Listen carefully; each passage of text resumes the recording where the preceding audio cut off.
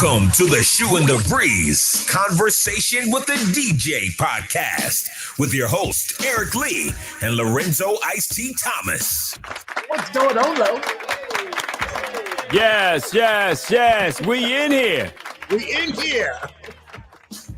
How you doing, bro? I'm doing good, man. It's been a minute. It's been a minute, man. Between holidays, me shooting a movie, and some other stuff. That's right. Congratulations on that. Absolutely. Welcome to Shooting the Breeze Conversation with the DJ. I'm yours truly, Eric Lee, and you are? I'm the LIT, the CIT, always on fire. I stay lit. Lorenzo Ice-T to the Thomas. Ah, man, it's good to be back, brother. It's good to be back. Yes, sir. Yes, sir. All right. Well, we're going to talk about your movie, what you just wrapped up and all this other stuff and how your star media is just continuing to grow on IMDb. You getting bigger and bigger and bigger until it explodes. Hey, man, I'm just happy to be here.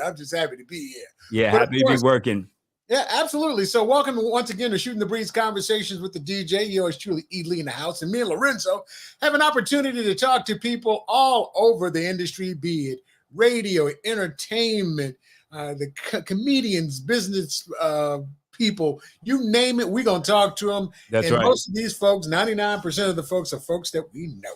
Right. And we like talking to the people behind the scenes, you know. Yeah. It's good to be able to talk to the celebrities, and Eric and throughout our career have talked to quite a few, but it's important to give those that are behind the scenes, helping those people get to the positions that they are in today, and also to educate them on some of the legal ramifications they may run into while they're going through the growth and elevating their careers from point A to point B, C, or D. Absolutely.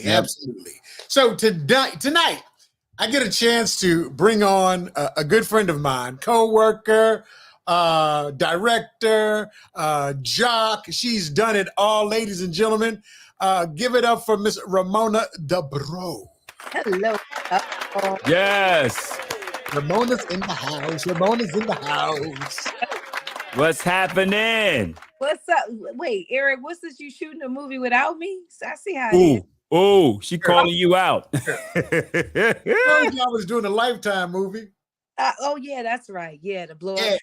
Yeah, you know the thing about when you do a Lifetime movie, people die. A lot of people die. And I remember back in the day, we used to make jokes about it. You know, you're dating a woman and you come home and she watching Lifetime. Watch your back. Right. Watch your back. She ain't one to be F around and find out about. she watching Lifetime. Men die in Lifetime movies. Baby, what you doing? Watching Lifetime. Oh, you okay? Uh-oh. We're in trouble. We good? Or they kidnap you. Absolutely. So, folks, when you get an opportunity, we like for you to be a part of the show. Make sure you hit us up in the chat line if you have any questions. We're going to talk to Ramona about a lot of things that have been going on. But first, we're going to take you back to where it all started, because not only are you've been doing very well in your new position in life, but Lorenzo, myself, and you, we are radio people. Yes. Where to start for you in radio? For me? Yeah, we talking radio. Let me see. We're going to get to the other part, but I got to let everybody know you legit. So this is very interesting. So I was born in Pittsburgh, Pennsylvania. My family moved to Springfield, Mass. And Springfield is a very interesting community. It's right outside of New York City, about an hour and a half up the road. So we got a lot of New Yorkers. And one of my first managers, I'm a singer, but one of my first managers was a local DJ named Mingo Madness. And his cousin was Chuck Chillout, right? Right. So my mom would allow them to bring me into the city to go into the studio to sing, but I was allowed to hang out at his radio show at AIC on the weekends. Well, by the time I got to 8th grade, I was on the radio all the time. Mr. Thomas, president of Urban League, had me on his community affairs show. So when I took my scholarship to stay close to New York at Springfield College, I basically ran the station, and we were a reporter. Like, in other words, we reported to Gavin and Hits, the college trades, and all that. So I was pretty much entrenched in the business in radio for at a very young age. So basically, I say since 8th grade, I've been on the air somehow, some way. Okay. So how'd you get to the A? So this is interesting. So y'all know John Green, he was working for Sony. They transferred him to Atlanta. So I was back and forth recording at DARP. And one of my good friends, Rozelle, Godfather of Noise, he was with the Roots at that time. He was still solo, but he was also a member of the Roots, right? So I had come down here and I was at the Masquerade. I remember the Roots having a show and I let them know. I was like, yo, I'm in Atlanta, like I'm recording. So anyway, guy named Jason Staten goes up to him, walks up to him and says, hey, I'm Jason. I do your promo. I'm out of Michigan. I was like, you call my college station. I'm Ramona. He was like, Ramona Debreaux. And I said, yeah. He said, what are you doing here? I was like, I'm down here recording. But he said, well, I'm down here putting a new station on the air. Right. Next thing I know, he gives my, I go back up north, Chris Mercado. I told him, I was like, yo, there's a new station and I'm down there all the time anyway. So, and he put my air check together and the rest is history. He got it to Steve Hegwood and Hegwood hired me right in college. So he said, when can you start? That's all he said to me. I said, well, I got to finish my finals. He was like, winter finals over. So I got on the Greyhound. He said the Greyhound. I've never been back. Yeah. So Steve Hegwood, huh? Yep, it was Steve. He hired me right in school. And my first day was very nerve-wracking because Art Terrell, Felicia Love, they were on the air and I think they played something, Blackberry Molasses, Mister was up there and they weren't supposed to play it. So and what did Hegwood say? Yeah, what Hegwood say? My first meeting with Steve was very abrupt. Like it was straight to the point. He was like, okay, let me just get something straight. You're from college radio. College radio doesn't usually follow format. So if you can't listen to me, then you're out of here. I was like, what the? I said, I just packed up a whole box from the dorm and came down here and almost got fired because of Art and Felicia. Now, were there any? There had to be a couple of curse words in that delivery. No. So Steve was always Steve go cuss. You know how to cuss. Side of Steve nowadays, you got to go to coffee or something because I need to know what happened like that because he's different now. But I remember he used to call the station when I used to host the mix show, and that light would go off, and it'd be like they'd be like, "Yo, that's Steve." Like the DJ would come in the studio, I'm like, "Yeah, that was Steve." What? He was tripping. That's all they say. He was tripping. Like. So they knew he was tripping. Yeah. He said, please play the hits. Sounds like Steve. Sounds like Steve. Well, really what he would say is, can you play, Ramona? Can you please tell such and such to play the blah, blah, blah hits or he's out of here? Like it was, it was really vexy. I was like, Ramona, I worked with Steve Hegwood in Washington, D.C. at WKYS. For about, I guess I was there for about 6 years. So I think he was there for at least 4 of them before he left to venture off to do what he's doing in Atlanta now. And he is responsible for some of the advances I was able to make in Washington, D.C. while he was the program director. And then he became the vice president of programming for Radio 1. So while he was there with Radio 1, of course, he soaked up everything he needed to know about how to own a radio station. Yeah. He said, oh, okay, is this what you do? All right. And this is what you do. So Steve was smart. So when you're in those positions of power, or any position, you make sure you soak up as much knowledge as you possibly can, because you could take that with you where you want to go. And Steve took all of that and started his own radio station in Atlanta, Georgia. And now he doesn't have to answer to anyone. He is the boss. And I'm proud of everything that he's accomplished because he didn't allow them to tell him what to do. He got in, got out, boom. And now he's doing what he's doing in Atlanta. So very proud of him. Mhm.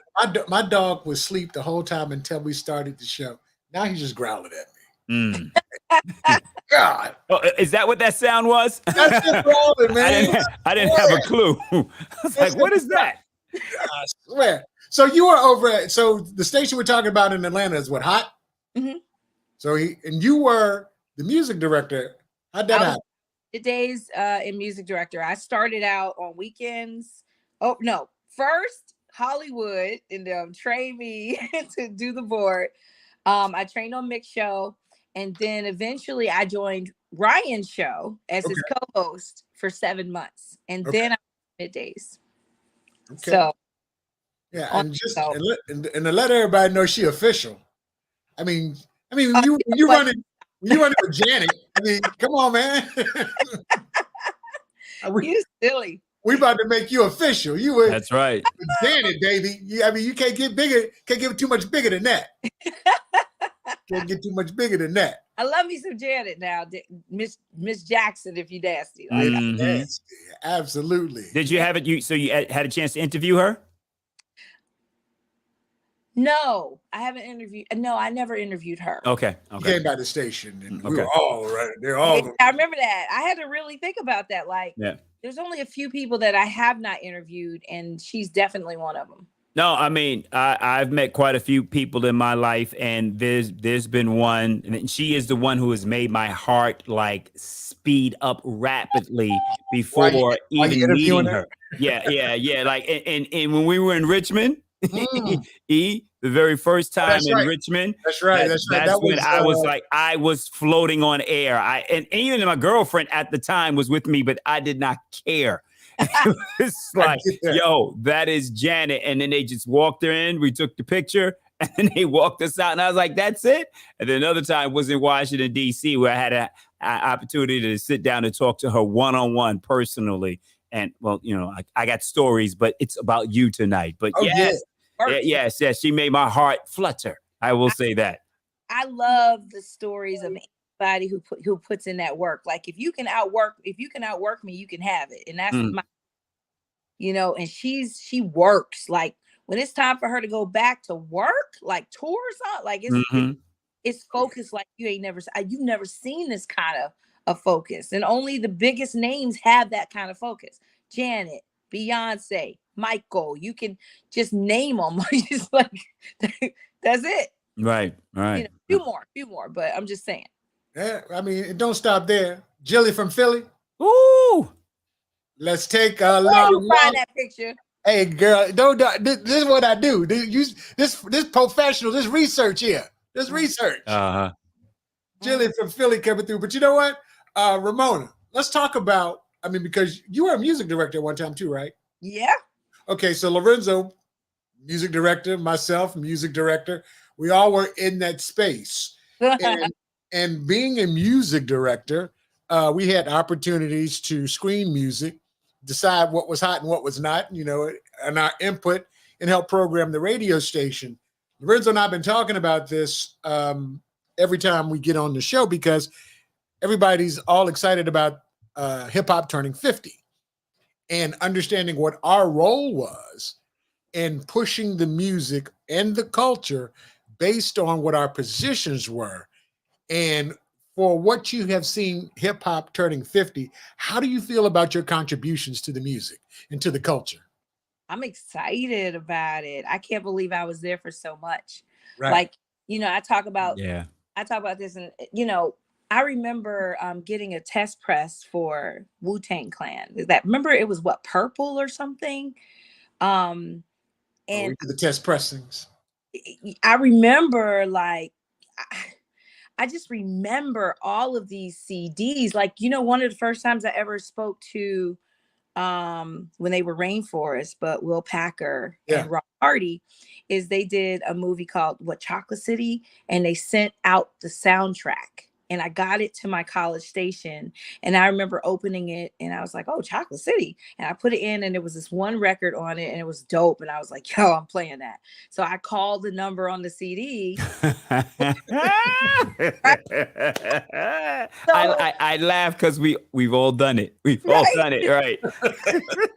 So to this day, like that story is so funny. Like I've known Ramona since we was college. Like this is crazy. So, but that's how it was. You know, you just wanted good music, and that's what that was our thing. I remember some of the dopest records. I'm like, oh my gosh, this record. Like I remember. That's how I became a fan of DJ Premier. I was a fan of Guru. I was a fan of Karis One. I was a fan of a lot of very influential hip hop influences. Just put it like that. You know, Chuck. I call him Uncle Chuck because you know he's a really good friend. Oh man. There's been so many moments that we've been a part of. Like I was literally there. Calm. Shout out to No ID. Wherever you are, No ID. What up, Calm? You know what? Yeah, we know. Let me shut up. So there's a lot. Shut up.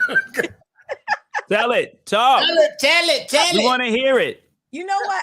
On like 3 music documentaries already, okay? Because remember, I was in Atlanta when the South had something to say for real. I remember when KP had the PA album, and they had in Goody Mob, they had just finished the Goody Mob album, the Outkast album, and I remember at my station up north, I played Soul Food.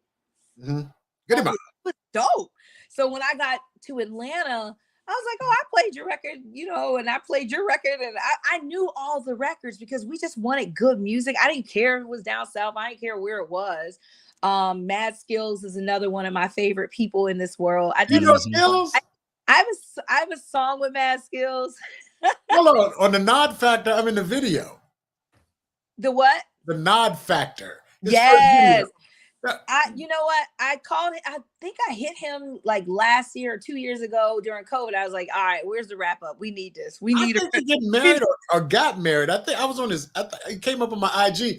Richmond, Virginia, step up. Did Skills get married? My boy, we got a lot of folks from Richmond watch the show. So, and I'll ask that throughout the show just in case. Shout out to my man, Will Barnes from V State. Will shouting us out. Matter of fact, I need to go get my Virginia State hat because they are in town tomorrow for the Battle of the Bands. What's that national commercial that Will is in? Jardians? No. What is it? Hey, Will, what's the commercial you in, bro? I think they said Oprah was on that too. What is it? What is the man. He like y'all keep forgetting my commercial. I'm sorry. Hey, Will, we're getting older, bro. That's it.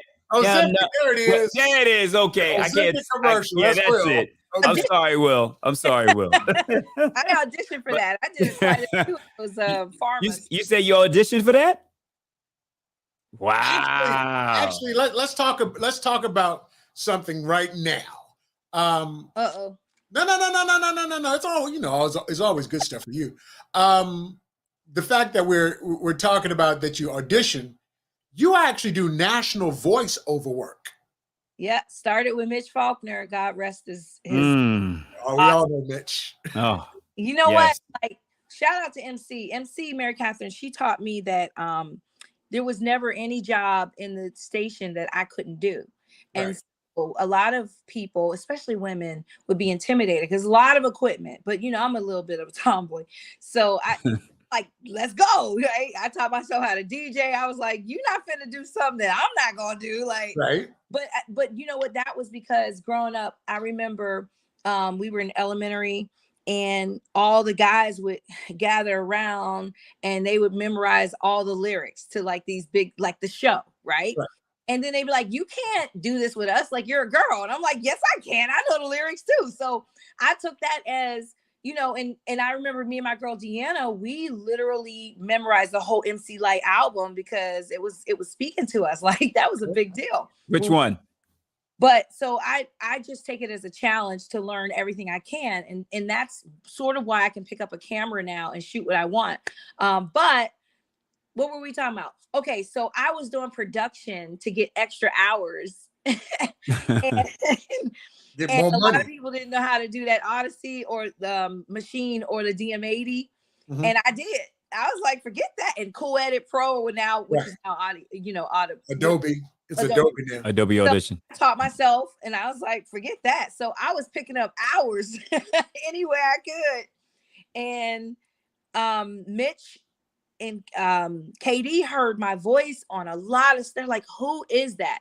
So they called me and was like, we want you to come in and read some things. Now, people were trying to get on with them because they had steady work, a lot of money. Right. But that's how I bought my first car. They brought me in, and next thing you know, I was doing a syndicated show. I was 19, 18 or 19, and they taught me how to use my voice. I mean, really use it. And I just thank them for that, because I used to imitate people as a joke when I was a kid. If it's got to be clean, it's got to be tied. I used to do that, but I was joking. But now turned into a career. It's really how I bought my first car. They would give me these checks for $75, right, just to voice something. I was holding the checks. This is how green. I didn't know you were supposed to put them in the bank right away. And so I said something to Kevin. I said, yeah, I got like 10 checks saved up. I'm gonna buy a car. He said, wait. You got checks After 90 saved days. up? He's like, you didn't put it in the bank? I was so young. I was like, no. He said, Ramona, put those checks in the bank. So Mitch and our investor and the crew helped me buy my first car. Okay. So, That's what's up. Name some of the clients that you've done work for, the national clients. They put me on. My first national was like Pizza Hut until I think it became Queen Latifah. So it's okay to get bumped for Queen Latifah, for the Queen. Yeah. I think I did like Burger King, Bailey's Irish Cream. Like I did a lot with them. Do you remember any of the lines for any of them? Oh my God. It was the stuffed pizza. It was the stuffed pizza. When you bite into blah, blah, blah. I can't remember some of them, but some of them I do. And then next thing you know, I was doing television VO, and I did a lot for a lot of networks. And then of course I had the opportunity to be the voice, the VOG. I hate saying voice of God because I feel like it's blasphemy, but it's the VOG for Soul Train, the Soul Train Awards for many, many, many years. So that was fun. Now that was what was up, because I mean, in one year I did it with Dougie Fresh, and I had a chance to say, give it up for Stevie Wonder. I was in the zone. So like, it's Stevie Wonder right now. Hold on, but won't you that girl, that voice for the crazy TV show where people get killed? Yes. Oh, This is actually, I've done so many, I can't even remember anymore. What was that? Was it Fatal Attraction? Dead wrong.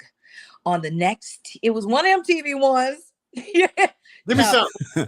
It was for my man. It was for the other one too. Fatal Attraction. Give us an example. We give us something. Okay. Love. She was dead wrong on the next Fatal Attraction. Like it was kind of, I was like, all right, look, these are y'all. I don't know. I can't sleep at night. Something here is like feeling weird with these, but it was cool. I mean, I think I've done trumpet awards, gospel. I've done but yeah, I've done a lot. So have you had the honor of being bumped by MC Light? You said Queen Latifah, so now I say, hey, Soul Train. The last time when I didn't do it anymore is when I think Erica started hosting, and they didn't want the confusion of her on hosting and then my bumps, like going out to break, like when we come back, it was just a little bit too close. Right. Yeah. Erica Alexander. You said with Erica. Erica Badu. Okay, I'm sorry. Yeah. I'm sorry. Okay. Yeah.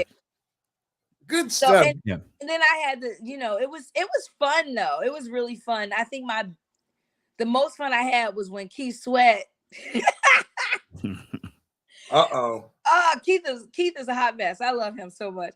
So we were this is when I met my husband, and my husband was running Wolf Brothers Post. It was, Post facility. They did a lot of promo for Honey Boo Boo and Sister Wives, all these crazy shows, and Sci-Fi networks, all the networks, right? The Turner networks, when I met him. And so the very next year, they got to do the Soul Train Award edit in-house, which was a big win, right? So I had to go to his job and voice Soul Train. The year before, I went to their competitor. Well, anyway, Keith was like, "Yeah, Mona, I need some of that. We're gonna talk about Keith. We're not gonna leave him out. So, because you're legitimate, and this is one of Lorenzo's best friends. Who? The young lady in the white. Okay. El Rey. El Rey. No. Hey, girl, look, I do my research. And Facebook ain't hard to find. So, that answers that question. Yeah, and you got Andre Harrell, the founder of Uptown Records, man, and Dr. Jekyll and Mr. Hyde, as we talk about 50 years of hip hop, and a lot of folks didn't even realize that Andre was an artist. Yeah, he was. He was an artist. Not too much. So I remember the last times I hung around, that was at the Tyler Perry rap party years ago. Which show? Bob had invited. That was for. She got so many shows. I know. It was a movie. That's crazy. She can't. Wow. It was a movie, I'm pretty sure. Yeah. But yeah.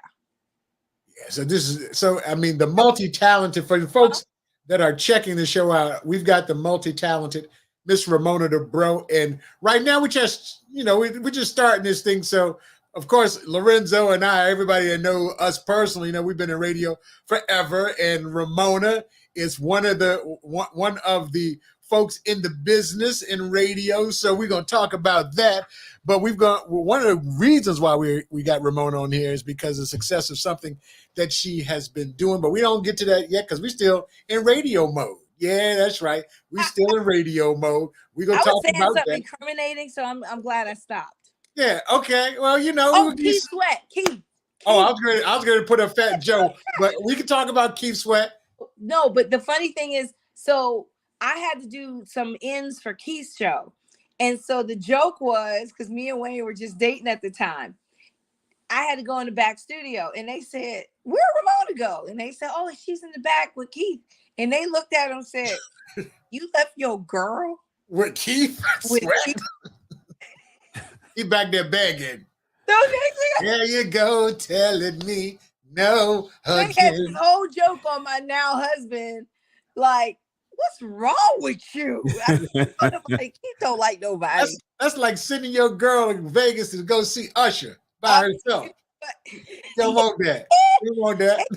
And sitting her in those prime seats. It's going down if she sits in that prime seat. Yeah. They said, "You left your girl in the back with Keith Sweat." You deserve everything you go get. I know Keith ain't trying to talk to nobody. Right. Keith is funny though. He's a funny dude. I remember him and Jacquees. Yeah. King of R&B. Yes. I see what he talking about. I was there. Remember we had Winterfest? At Winterfest. I remember that. Yes, I remember that. I said, Keith, look at how old the boy 12 years. He's 12, man. Like this don't even got nothing to say the same. He the king of R&B. That's for sure. Been doing it for a long time. Yeah. Hey, yo, I'll be right back. I can grab my phone. Right back. Go grab your phone. So Ramona. Yes. What's this? I mean, what was this with Fat Joe? What's going on? It looked like a car and bike show. Because I see the backdrop. I think it was. Car and bike show. Definitely car and bike. He Yeah, that was definitely Car and Bike. Car and Bike Show. So, folks, if you're checking us out, feel free to hit us up in the chat line. And if you're checking us out on YouTube, make sure you hit the subscription button. Please, please, please. Definitely share. If you're on Facebook, hit the like button. Hit that thumbs up button. Yeah, do that. We've got the beautiful Miss Ramona Debreaux, multi-talented. We're talking radio right now, but we're going to be talking about movies and production and all of the other cool stuff. Yay. Right. Now, wasn't a Waka Flocka Flames going on here? Now, you know, Deb Anthony is my homie. Dude, I got a meeting with Deb next week. With because Deb, I get Deb on you. That's my goon right there. You know what? I saw her. You know what? Voices, so they be like, stop sounding like people. From watching her on Love and Hip Hop, you can say she can play that goon role. That's Deb. No, Deb looked like she could go at you for real. You know? Look. So Eric, owe me $5. I'm calling Deb. That's the whole like for real. Yeah. I can see Walker can't get away with nothing. His mom looked like she would lace his up. Like, hold on. So laid back compared to Deb, to Mom Dukes. Yeah. I get that. So in addition to that, we're going to talk about what we came to. Actually, before that, this was Super Bowl, I think. Oh, yeah, it was. It was Super Bowl. Michael Vick, Newport News, VA, my folks that's my hometown. Stand up. We got Vick in the picture. We got Jeezy there. That's a dope picture, though. Bill Bellamy. I was just watching something on Bill Bellamy. He was telling them stories. You ever watch Bill on his Facebook where he actually tells stories about hanging out with Michael Jordan and hanging out with folks? Oh, he's the best. Oh, he tells he's some the stories. best. He's the best storyteller. Stories. Yes. Tell some stories. So wait, Greg Street. Greg was on the the Grammys. I said something to Michael Vick then. I said something to him. What'd you say to Mike? That was really one of my first times running into him because I don't understand why people. To me, certain things that happened, they baffle me. Right. He was never out here like in the clubs and stuff. We had to host clubs a lot. Right. He's one of those people you never really saw him out there like that. Right. Ever. So when anything went down, I was just so surprised. Like, huh? He ain't even one of these ones in the club. Like, it didn't make sense. But I think running into him at that moment, like, yo, you should stay in the A. Like, stay here. Like, just move back. Like, he doing television now every Sunday. Mike doing his thing, man. He's doing his thing. But I'm saying, I think that the love, there's a base for you. Like, I know people who say, they love Vic in Atlanta. You play in a city for a very long time, and no matter what, now you're indoctrinated. You're like an honorary citizen of that city. And being from Pittsburgh, I do understand that, and I knew a lot of people who played football and basketball. And when you leave your city that they've gotten to know you in, you sort of, But you know what? One of the things I think that what makes Mike so special, besides the fact that he played ball here, is the way that Arthur Blank won't allow us to forget him. So if you go to the football games, the pre-roll at the game is Mike running around in the ring for some of the, as we highlight Deion Sanders, Matt Ryan, Michael Vick, they highlight all of the old players at every game. And they bring Vick back to ride in the convertible, to ride on the field. I mean, the thing about it is, I saw a couple of those clips of some of the Dirty Birds. Man. So they won't allow us to let him go. Yeah, I remember Jeezy. We had the same attorney with my record deal. And I remember he signed in that November time, and my deal was February. And and Kevin Lyles actually walked out like Kevin right Lyles. after mine was signed. But that's the first time I ever met Jeezy was at I want to say maybe one of the publishing companies and then at my attorney's office. And we've got Jeezy performing tomorrow night. Oh, duh. Yeah. I know. It's sold out. Small world with people. Yeah, sold out 20,000 people. Woo! It's gonna be crazy tomorrow. Yeah. I'll be there. So we've talked about. I've got more pictures I could show, but we want to make sure we be respectful of your time. But before we're gonna talk about what we came to talk about and some more stuff, since I had an opportunity to talk to you prior to us going on, we're gonna talk about the soap and the lotions and all the other stuff. Watch yourself. Pause. They what y'all thinking? Yeah. I know my friends be like, what y'all going? Is it about to get real up in it? No, not yet. So, but no, what we came to talk about is what's really going on right now in your life. Something that you just embarked on. Well, you've been doing it a while, but it all comes to fruition. Basically, let's hold on for a second. Let me see if I can do this, because I got to do this the right way. Here we go. This Christmas, when Atlanta's most eligible bachelor billionaire has family obligations. We simply feel that you should think about settling down. And this is your solution. A Christmas gala focused on me. Son, it's just a few weeks away. The press is gonna have a field day. It'll be mostly our friends and close acquaintances. I am done with the Tanya situation that was years ago. I have moved on. Yeah, I've been hurt. And then we blame God. Daniel's girl fans, they still seem to be a little thirsty. I like his shirt. You can call me later. Ari. If I could just high-five her face with my hand, she better be glad I just got my nails done. Until help from an angel and a not-so-chance encounter with a beautiful event planner. Because this is Daniel's launch, the two of you will be working hand in hand. I was wondering if you wanted to maybe have lunch today. Helps Daniel to see things a little differently. D, I ain't seen you happy like this in a long time. You are beautiful. Like, real fine. Like, you just pop out 3 or 4 kids and snap right back. No. Don't even go there. No. Because this is a great way to introduce your Love Box Foundation. The claws come out, There's always a way to get what you want. forcing the heir to the Anderson fortune to have to decipher Really have to be careful with people who are good and pretending. who's real from who's fake.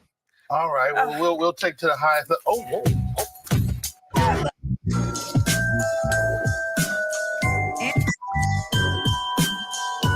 Barbie, she didn't have any options, just him. He'll find it a wife. That's a good thing. Mom, if it's my life, shouldn't I find my good thing? He Who Findeth, a Cinderella Christmas tale. Yeah. Ramona Debreaux. So let's talk about He Who Findeth, a Christmas Tale, and why it is so important. This is the first movie that you've written and got put out. Yes, it is. And start from the beginning. How it came about? What's the deal? Okay, so first of all, I just want to credit all the men I've ever worked with on the air who always kept saying that women were going to be in trouble because there was such a shortage of men in Atlanta, and it was all these women that didn't want them and all this. Okay, so I got tired of that message. I was like, look, guys, you cannot believe that there's an abundance over here, and then when it comes to women, we just gonna be in trouble and alone and destitute and just forgotten. Like it don't work like that. You can't be lukewarm. Either you believe in prosperity or you don't. And you can't believe in it for you and not her. So right. I got tired of that. And one of the reasons why the Sappy Love rom-com channel is the number one is their number one consumer is women all ages, 18-54, across the board, all ethnicities. Why is that? Because we love a good love story. A love story. We want with a happy ending. With gotcha. Nobody that pain, doom, and gloom. Y'all, I'm trying to tell you something. I'm trying to tell you, we already got to deal with that. Don't nobody want no reality. I mean, we want to get away from that and think about it, or at least dream again. You know, like dream again. Heard a pastor give a sermon that said, I want, dream again. Dream again, women. Like, and that's what this is. But it also is a story that, no one is ever forgotten, including that bad date. And everybody gets grace to start tomorrow in a different direction. Right. If you get a new beginning tomorrow, you can get it. No matter how naughty you've been, especially around Christmas time. Just like our friend Ariella in the movie. Because she was something else. Boy, that Lakita Renee can act her butt off. Boy, that girl good. That girl good. Well, Ramona, let me ask you this. How long ago did you write this? Or this is something that was able to get picked up quickly? Because, you hear stories about people writing screenplays and they try to shop it and, they get no's, or someone says, yes, I'm interested in it, but then it sits on the shelf for a couple of years. How did that develop for you? So quite honestly, I wrote this in 2016, right before I found out I was pregnant with Zoe. 2016? Yes. Wow. Okay. Then, of course, after I had Zoe, we revisited when we were going to shoot it. Mm-hmm. But 2019 rolls around and we're literally now casting. Wow. Then 2020, good old early 2020. Yeah. Boom, shut down. So it's been 6-7 years. I mean, It wasn't 10 exactly. Right. It's definitely about 6-7 years. So it took that long. Now I know it has taken them much longer. Yeah. But I was persistent, and and my husband, so I think at first he really didn't want to read the script at first, because you know how it is, like your loved one's like, okay, here, I'm giving you my soul. I want you to critique it and let me know. But we don't really mean that, but we do. I did. So he didn't read it at first, and then hold on. Let's start this up right there. He's like, I like this. Hold on. That's her husband. That's the picture. Hey, I don't even got that picture. Facebook, boo boo. You got it on Facebook. You just don't know it. You got it on Facebook. Looking like Phyllis Hyman. So, now, okay. So that's a huge compliment coming from E. Lee. Yeah, you know I'm a Phyllis Hyman fan. What? So let's talk about, let's talk about your husband, because your husband ain't just, when you say your husband, talk about your credits of what your husband do. So he literally ran a studio. He ran a studio where they put together the footage that people would shoot for TV commercials in particular. And then he wanted to go long format. But the editors at his facility were used to short format. They were used to getting their stuff done in a week, a couple hours a day, a few pages a day, and going home and living a great life and getting paid, right? So introduced doing long format. There was like, doing movies, that take a long time. We can make the same amount doing a commercial for 60 seconds. So there was a little bit of opposition to it. But what it did was send him on a quest to find long format editors. And Soul Train was one of the first live shows that he brought a lot of business in, and they had Turner. So like I tell you, they did all of the Turner Network stuff. So if it wasn't, like I said, Honey Boo Boo, it was a lot of big network shows that we know. Right.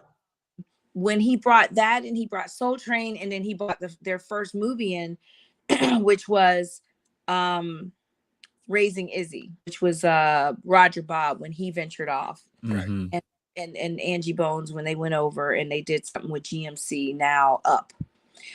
So that was the first movie, and then they did Girlfriend's Getaway 1 and 2 with Terry J. Vaughn and Cass. So, we've had some great partners and family. I call them family, that they feel like family to us, but we've had a lot of people say, hey, I'm venturing off on my own. And so eventually we decided as a partnership that he was going to start his own post house because there was enough work in our community to sustain and for us to prosper. Wow. And so, I think Girlfriend's Getaway was actually the first movie we did on our own, with Overstreet Post. So from there, we did some award shows. We did a lot of things. And then that turned into actual full-scale production. When I met him, and even back in the day when I was at Hot, I was teaching myself how to shoot and edit. And of course we knew how to edit because it was the same thing as editing the Vox Pro or editing tape or any of those things, just digitized.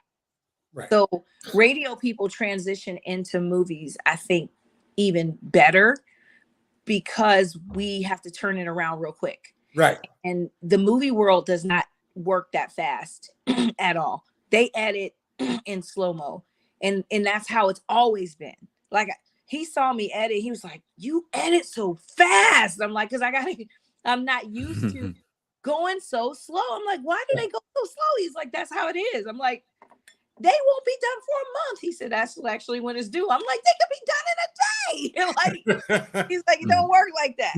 You're using the Tyler Perry approach. Yeah, like, and that's why radio and record people, when we get into the other side, we're like, they like, y'all grimy. Like, I said, grimy, like bad grimy. We're not grimy. We about it. We're just more raw than them because gotta get it done because we were under time constraints. You got to have it up the next day. Yes, but if you get an interview that comes into your show, you sometimes only have 10 minutes to get that thing cut. And so the interview was 6 minutes. You basically have double time. You have 12 minutes. So if you got to play at that hour, you got to get to cutting. Right. Cutting and splicing. Ooh, no, you didn't say splicing. Yeah. Shout out to Wanda Hayes in the house. Thanks for checking in. Hey, Ma. Yeah. Ramona Wanda was our regional for Mercury for years up in Virginia. The Mid-Atlantic region. Mid-Atlantic region. So she always checking in. You know Michael Johnson, right? Of course. Yeah, she worked with Mike. Okay. What up, Wanda? Yeah. So so let's stay on this movie stuff. So, what was the biggest project that your husband edited on? Did he do any stuff for Marvel? Gosh, we've done a lot of stuff. Now, if you look at, but this is the challenge. So, if you look at any kind of movie like that, right, you're going to have several post houses, several graphics companies working on it. Pick up a big movie like that. Right. So, if you say, did he work on XYZ? And I could tell you, well, our editors did sound or sound parts or parts of the color or parts of something on this, that. You know what I mean? Right. So there was a big deal that was in the paper. Don't splash that newspaper. I won't put it up. Which was right before the pandemic. It was a $150 million deal that his company Go Media, which is he and Len Gibson, signed to bring that amount of money through Georgia, and it was going to employ graphic artists, editors, all of those people who they usually send that work out. So they'll say, oh, this amount was spent in Georgia, but it's usually, I guess, it's never bottom line, right? So once it's done and the production's done, the editing goes back to LA, most times LA. Right. We wanted to keep that money in here in-house or in Atlanta or in Georgia because there's a lot of talented people who are graduating from amazing universities and broadcast schools that are learning how to edit, and they need that mix the picture experience, and they'll never get it unless they go out to LA. Right. And we just really wanted to level the playing field. So that deal was a big deal, but the pandemic killed it because we were set to do a couple of movies, a Spielberg movie actually. And when the pandemic happened, production on that movie stopped, and they didn't know how they're going to finish the production, let alone edit it. So that deal, which was really big, it was in Variety and all these, it was a big deal, but unfortunately, I still got the magazine with them on the front. Yes. Yeah, it was a huge deal. So, but it's okay because the pandemic forced Len and Wayne and myself, like their Go Media, and then there's me. Hey, the other Overstreet. I say go. the other O is me on the end supporting, but it forced everybody to get creative during the pandemic and figure it out. So we had a #1 box office hit during the pandemic, which was at the drive-through, but it was a horror movie called Followed about a guy trying to get social media followers. So he went to this haunted house for likes, and it was really so creepy that we really didn't want to watch it. And then but we were producers on it, and so it was #1 for I think 2 or 3 weeks at the box office. So that was cool. We pulled that one out. But then also we did For the Love of Money. We were producers on that with Cat Williams and Carrie Hilson and Keith Sweat was in there. Rotimi, a lot of people were in that movie. So we were able to do that sort of in that pandemic time. But we have about 20 something movies right now on Tubi that we distribute. And that includes our movie too. So wow. What is the video software of choice to edit? Okay, so if I was really trying to get into it and you want to deliver to a network or somebody the right specs and you don't want it to fail QC, which is quality control, fail you. Believe me, that there's a whole lingo and understanding behind the scenes that people don't get.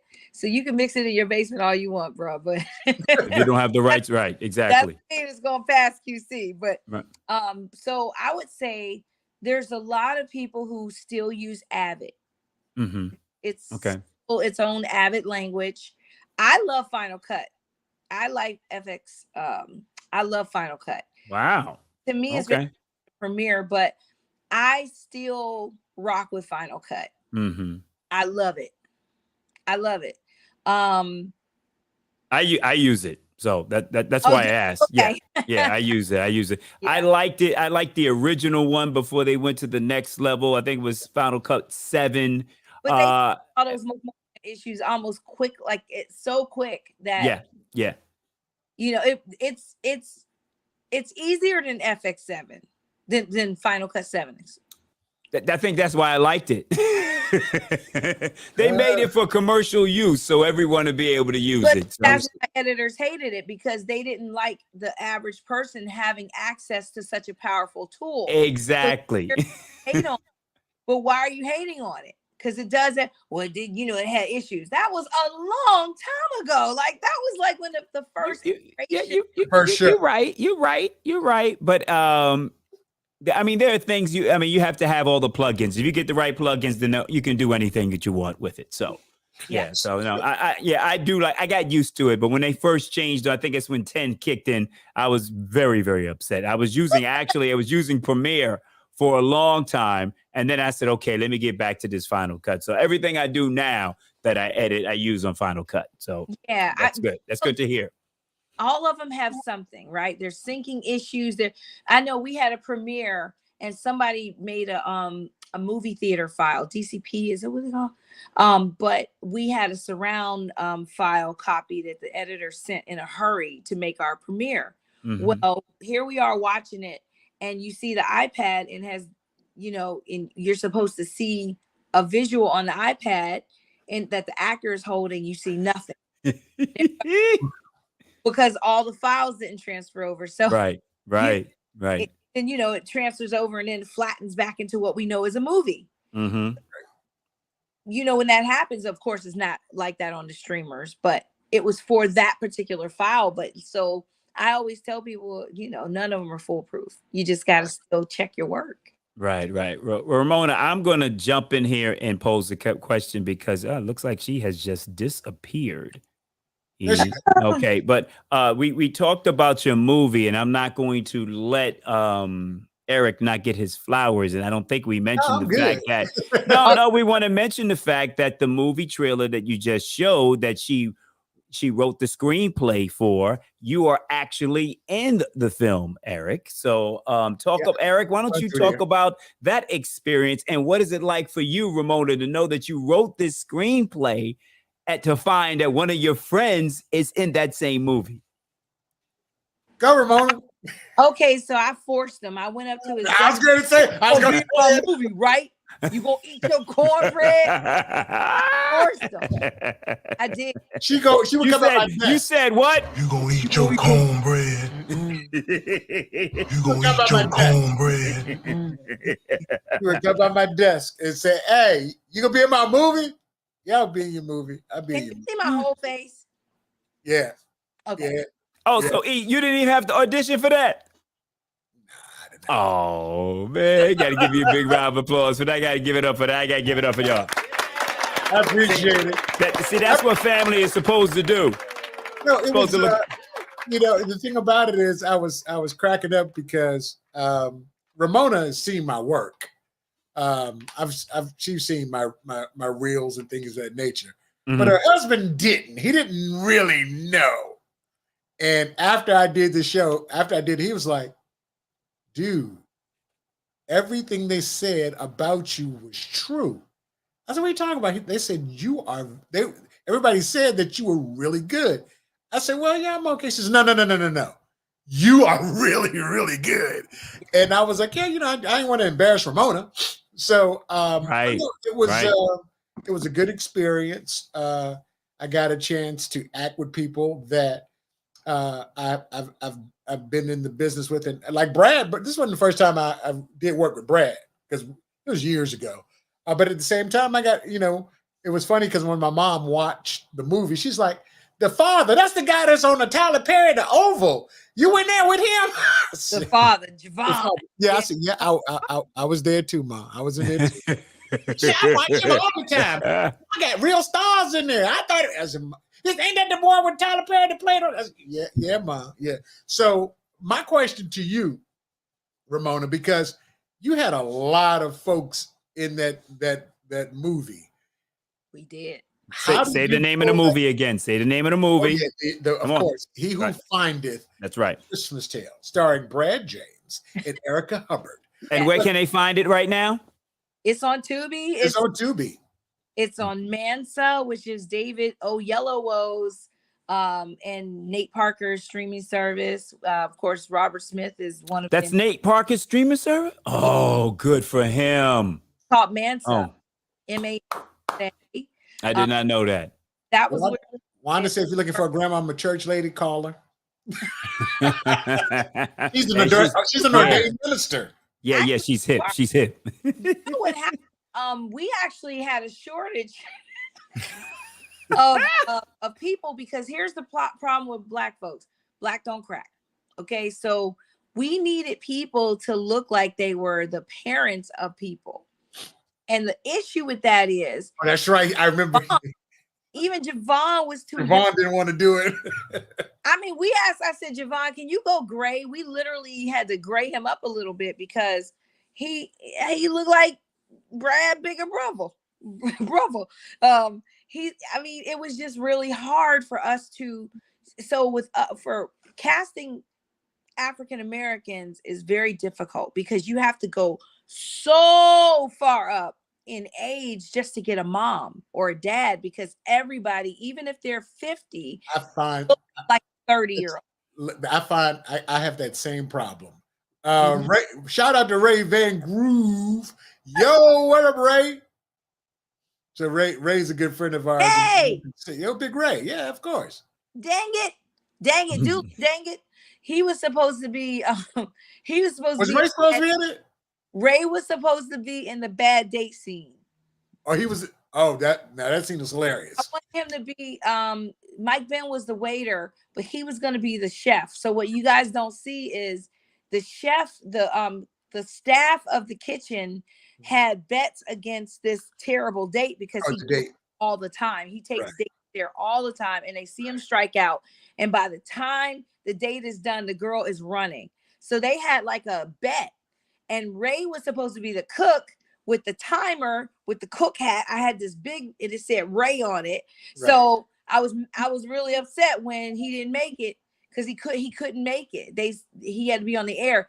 But not only that, we ended up having to cut that part of the scene because of for time. So, but to go back to what you said, Ramona, ended up on the cutting room floor. But to go back to what you said about casting Black folks, yes, there have been many a times that I would get a breakdown of the character, and it would give the age range, and people were like, you're in the age range, but you don't look it, so we can't cast you as that. And I was like, huh? It's like you look too young to play the role that we're looking for. So I would literally, when I saw things come up early enough, I would just let my facial hair grow out if I could. Right. Just to try to age myself so I could get the damn role. Yeah. You know what? That's another thing, even with voice talent, voice acting. I did a Barbie movie before the live action Barbie movie. So I was a character in the It Takes Two one that's on Netflix. It's very new. But it was like 22, it came out or something. It was like last year. And I luckily they just needed a particular sound. But I remember when we would get these auditions for video, those networks, they would say it has to appear to be 25 to 34. So it didn't matter if you were 50, because old boy was like 50 and he was looking like he was 25. So he stayed in that position at one of those networks for a very long time. You just needed to look between this age for some of those things. But yeah, and it's the same way in acting, because the kids that they have playing 7-year-olds are really like 11. Oh no, what's crazy was when I found out Regina King played both voices in the Boondocks. Right. I was like, that's crazy. She's a beast. She's a beast at it. Well, folks, definitely, if you're checking us out, hit us up in the chat section if you can. Make sure if you're checking us out on YouTube to hit the subscription button, as well as share. And if you're on Facebook, don't forget to hit the like button. Shout out to my man, Charles Mitchell. He's proud of us, Ramona. It's his kind of movie. Once again, shout out to my man, Will Barnes. He does a lot of commercials, but he said that this commercial won't last forever. Anything you need, let him know. Hey, commercials actually do last forever. Residuals. Come on, Will. Hey, that's a national commercial. That's a national. Hey, man, I'm coming home. You're taking me out. At least 3 years. What was the deal that SAG made with them when they ended this strike? Did they do anything with commercials? They need to step that game up, boy. I had a national commercial. That joint ran for about 3 years. I was so happy just going to the mailbox. Like, there's another check. You know? Look, it's a beautiful thing. Hey, you saw what I told you when I came home for homecoming. There I am. Yeah. Gosh. So Ramona. I can't hear you now, but I'll turn it. Did you hear us, Ramona? Tell us about those. You mentioned about the residuals. How important are those? And if you have any questions, please enter them in the chat as well. But how important are residuals, and how, we just lost her again. We lost. Okay. Ramona, the Raiders are blowing out San Diego. I don't know if you can see it. 21 to zip. It's still the first quarter. Oh, they just moved into the second quarter. 13 minutes left to go. 21-0. Oh, there she go. Vegas. You there? I can't hear you. She has internet issues. She got internet issues. But I want when we bring Ramona back. I think she popped in again. I am here. There you go. Yeah. Okay. I want to ask her. Go ahead, E, because I want to ask her about how to get into voiceover video, I'm gonna say movie voiceovers. How do you get into that? Or do you need an agent, or is it just basically being a part of the Good Old Boy Network? And I'm asking that question for myself. I'm not gonna front. You know, I might, you know, if we're going to talk later on, you give me some more details, we could do that later. But I think some people probably want to ask that question. You know what's interesting is that some of them I had to fake a little bit before I made them. Before I made it, fake before you make it. Okay. Yeah, a lot of people do that. Had to because there definitely is sometimes a cat like there are a lot of people who are friends and they have agents and they in the circles already. Like my husband knew I was doing a lot of VO way before, obviously years before I met him. Right. But I met for the first time, what's her name? Susan something, that was the first voice of Siri. I was like, whoa, you're like the godmom of like all VO. Siri girl. What you want to be, right? And then of course they replaced her voice with a younger, more Gen X friendly, millennial-y friendly voice, right? So first Siri, and then there was another Siri that came along. But talking to her and meeting her and other people who have done this for a very long time in general market, I realized that there are some things that I cannot, like I'll say general market, and then there's urban market. Right. And I can sound very general market. I've always been that way. And when I got on the air first for a long time in Atlanta, they're like, who is the hip hop white girl? Who's the white girl on the radio? Who is the hip hop white girl? You got to do a break for us. You got to do a break. Do the hip hop white girl. Can we hear the hip hop white girl? Like but it literally on the diaries. Oh, that's right. Because hold on. Let's explain that. For those of you, they would write that on the diary. Yeah, we got to let people know. For people that don't know how we get rated, in certain markets, that is at one time all markets, but it's changed now. Right. What they would do is they would send people in the area a folding book, probably about 8 or 9 pages, and what you do is write down your favorite radio station and the times that you listen to. And they had spaces in there that you can name the chop or the program, if it's the Quiet Storm or if it's the mix, the 5 o'clock mix. So what you're saying, people between the hours of when you were on said, I like that white hip hop. So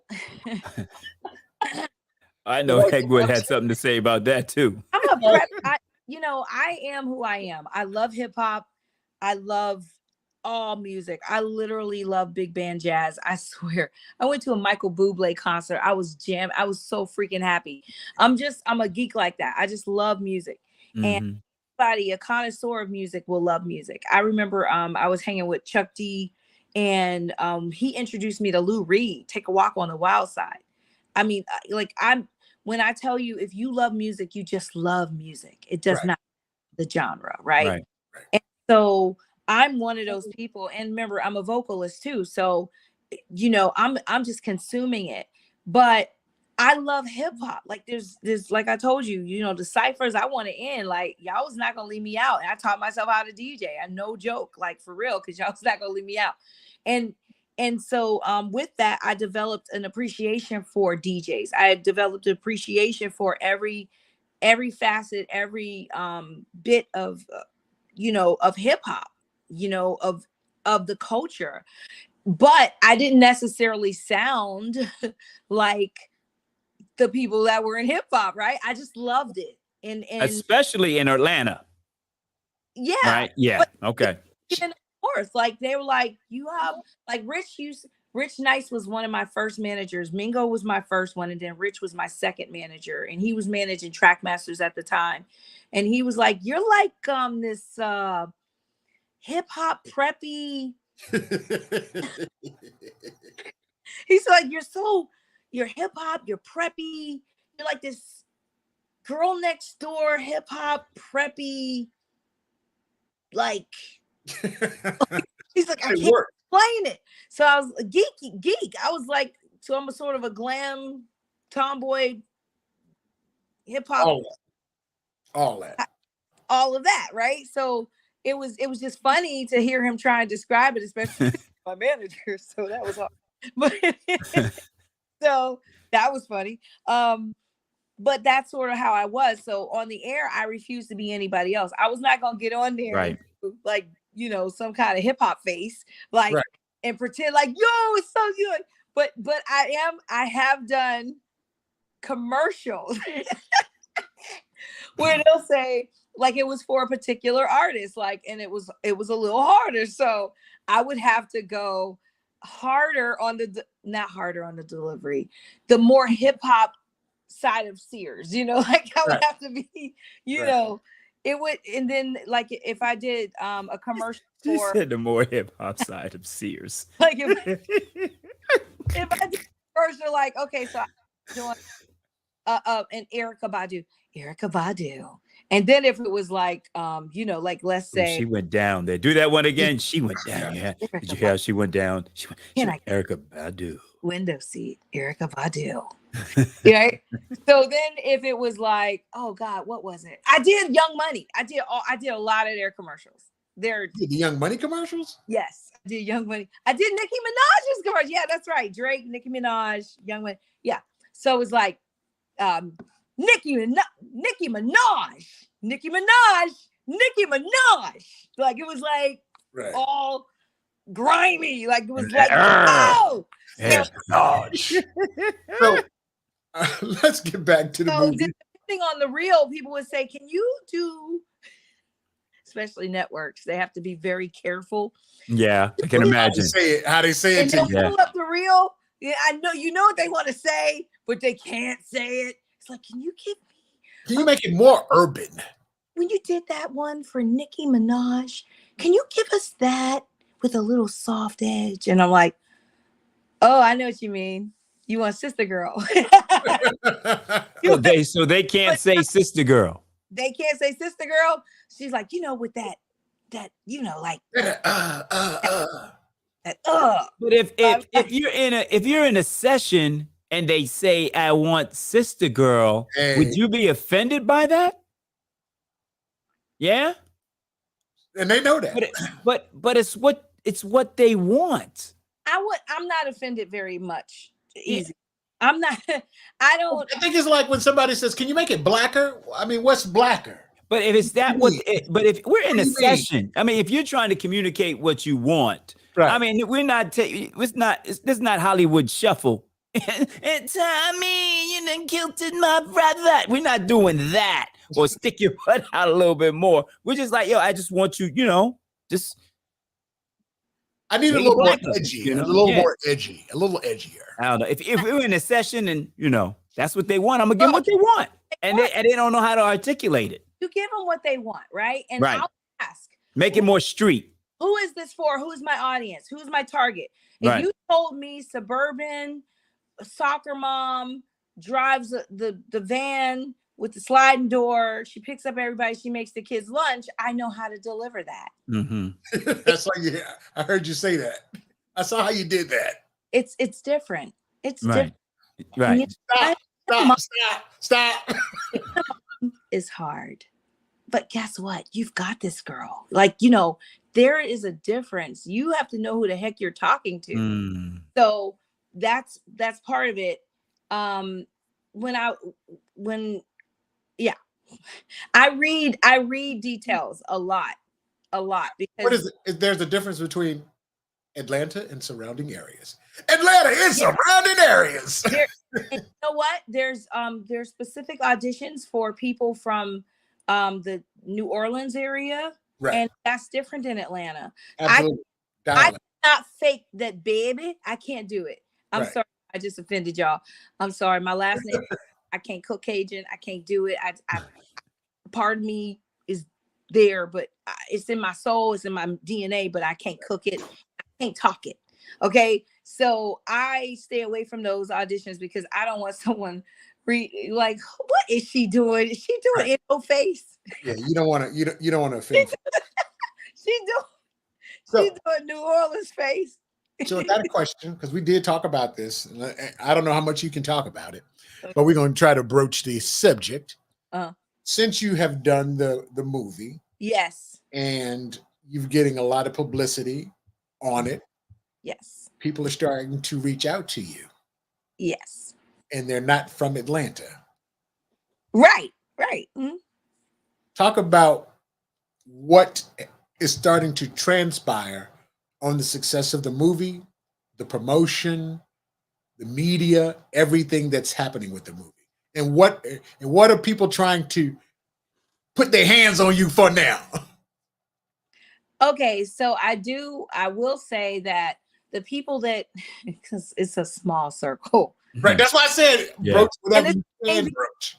It's still the same people, but the great news is that people honestly did not know that I was even interested in writing film, right, or that I had the talent to do it. They knew that I was a media maker. So I've created lots of short form content, television shows. We had a streaming situation. We had Good Life TV and Influencer TV. And so I got busy and created a lot of originals for those two networks. Right. And that sharpened my skills with creating television shows. And so last year I was able to write on Twisted Dish, which is on Aspire, executive produced by G. Garvin and Aspire TV. And so Go Media, wow, all the Wayfield Foods commercials I was doing and all of the videos that I was shooting prepared me for that. But then the writing for the actual television aspect of it was all a culmination of the stuff I've been doing. So here I'm on IMDb with 50 episodes of a cooking show that are going to probably air forever. And we have still like 20 something left. Every Sunday another one comes out.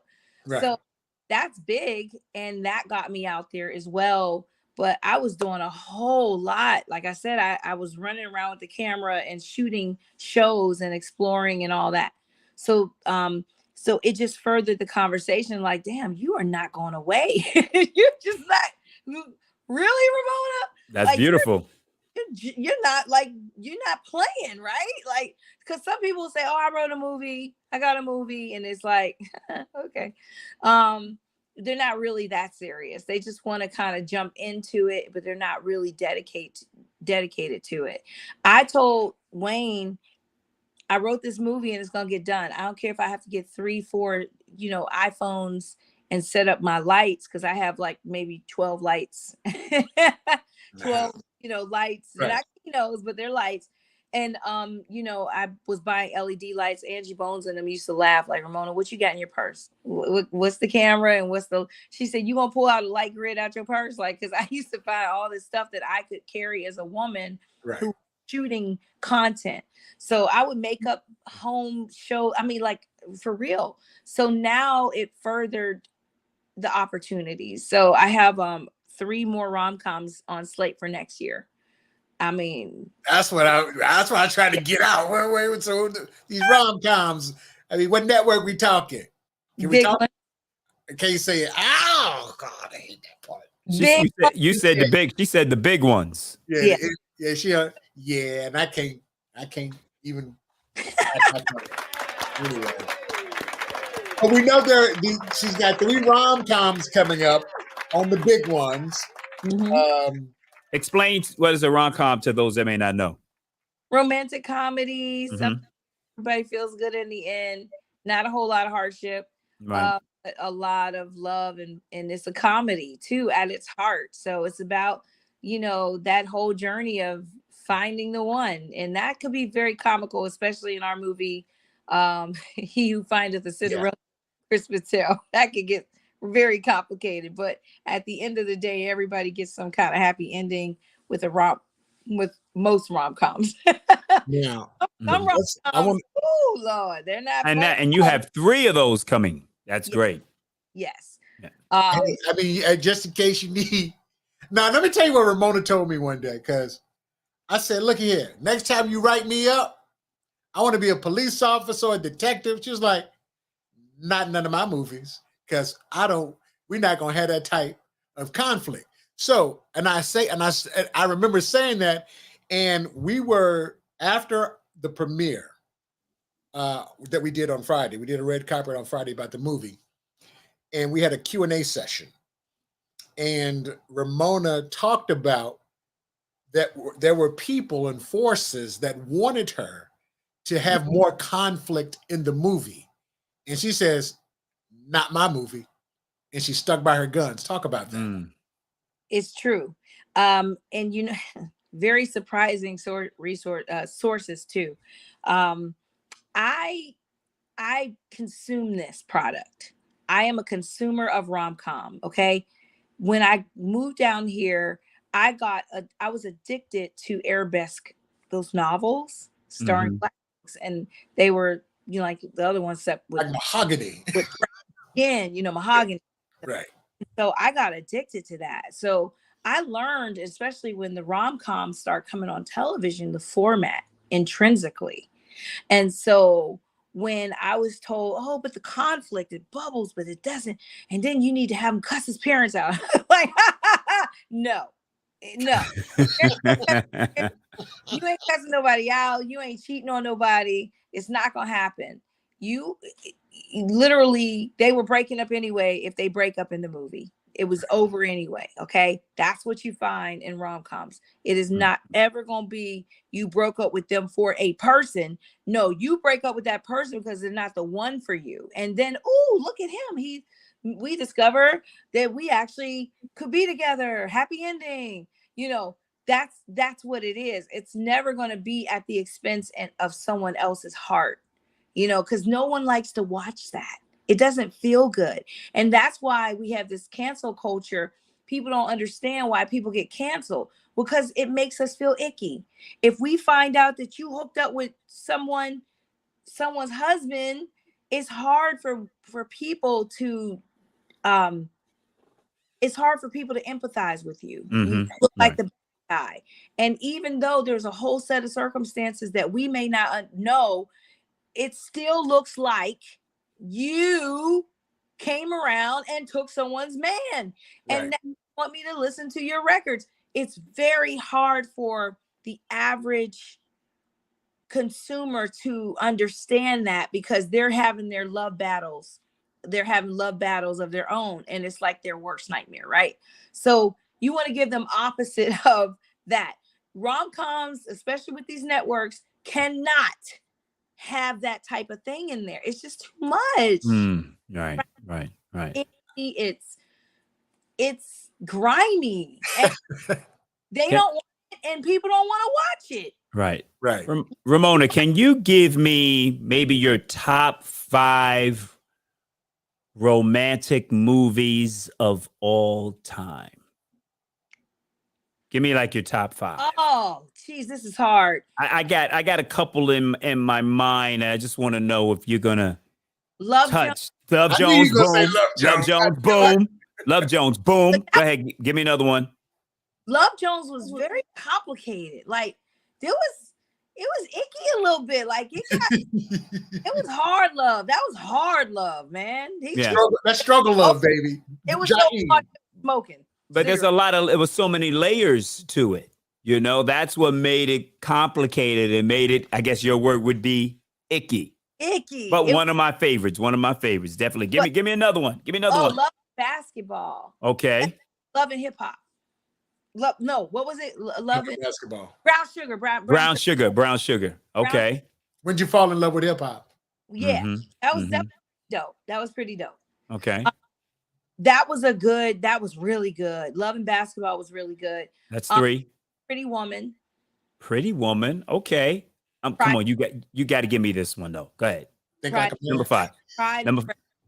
Which one? Pride and Prejudice. We don't know that one. That's Jane Austen.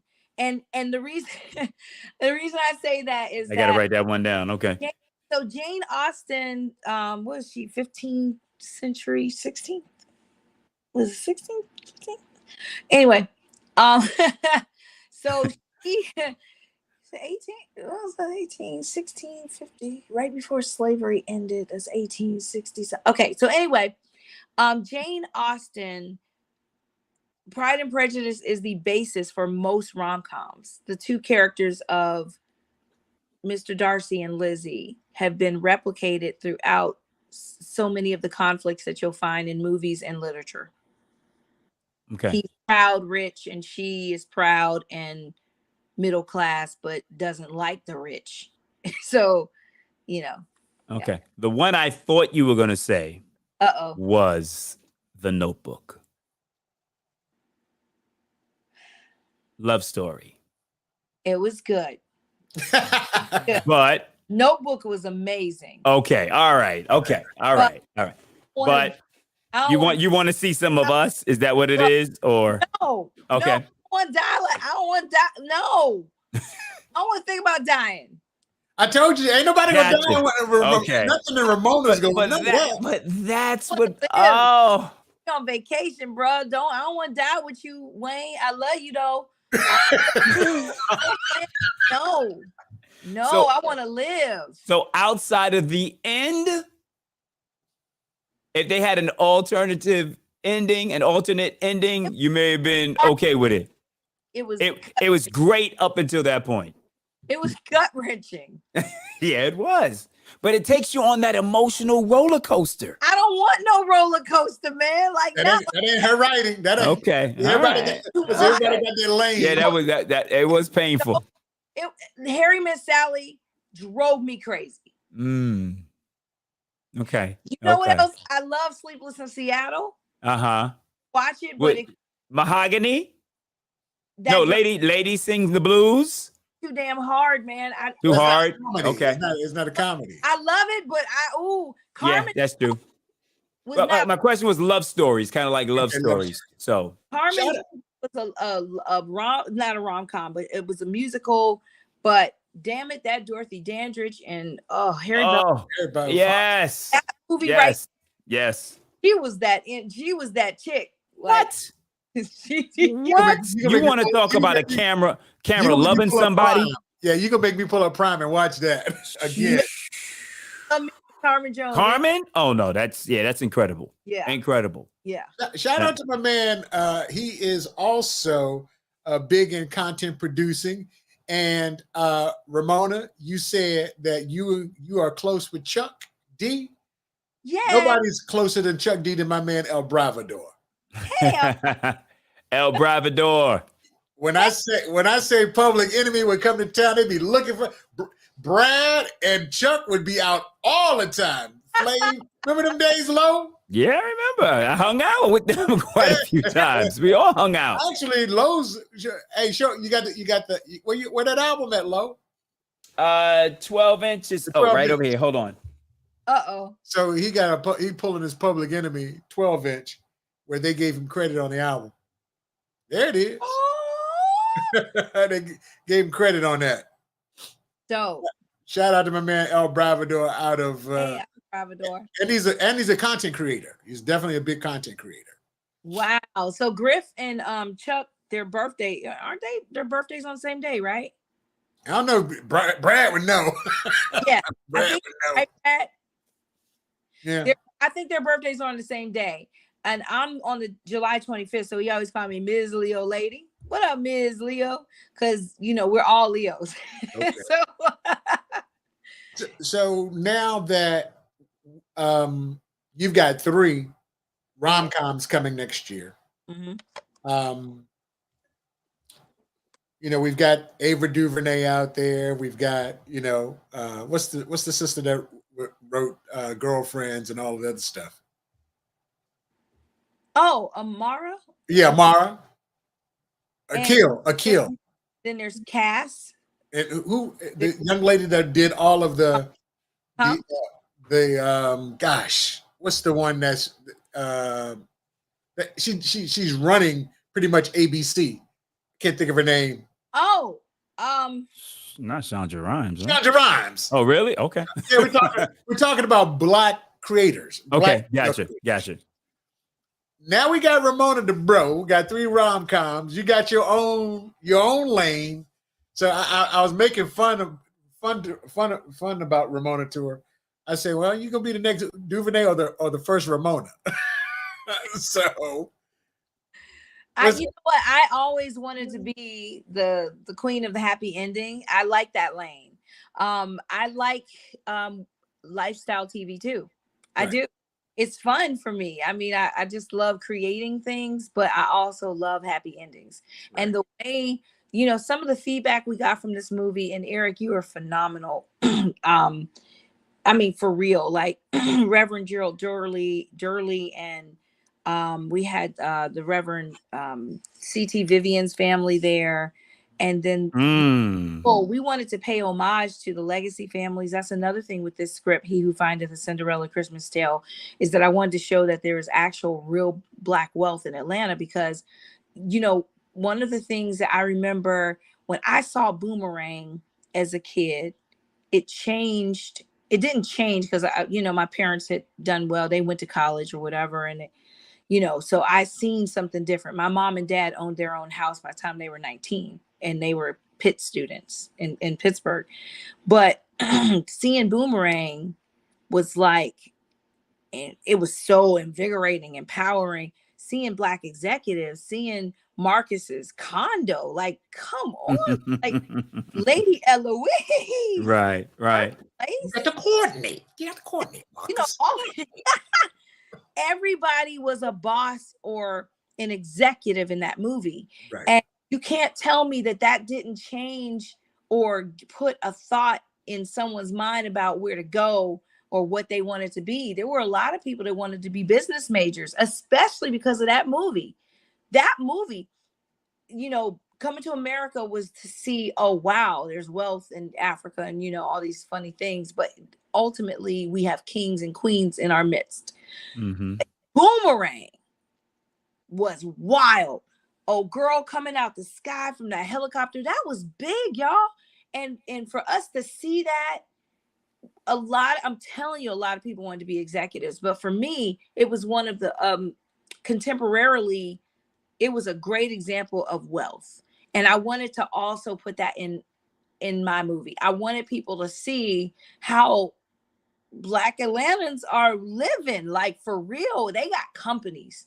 They got companies. They got legacies. And the legacy families, like the Andrews, the first Black bank, they were there at our premiere. They were at the premiere. That was crazy. They were. And when you, I was talking about. When you watch the movie, as you paid homage, people from Atlanta would know, definitely.